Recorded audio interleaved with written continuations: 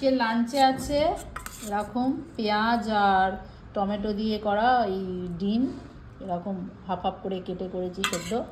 আর এই দেখো একদম ডালটা হেভি হয়েছে, টমেটো দিয়ে করেছি অরহর ডাল, হেভি হয়েছে। আর এর সাথে ফুলকপিটাও মাখা মাখা করেছি আর ধনেপাতার চাটনি। শ্রেয়াঙ্কে একটু দিয়ে দিই, খেয়ে বল শ্রেয়াঙ্ক। ডিমটা দেবো নাকি?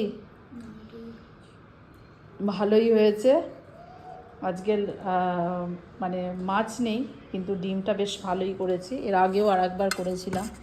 ডিমটা ওকে দিই, বেশ ভালো হয়েছে। আমার ছেলেকেও দিই। এর থেকে ভালো খাবার হয় না, আমার ফেভারিট। শ্রেয়াঙ্কে একটু ডাল দাও, শ্রেয়াঙ্কে একটু ডাল দাও। ভাতটা একটু আগে নে। আমার তো ফেভারিট।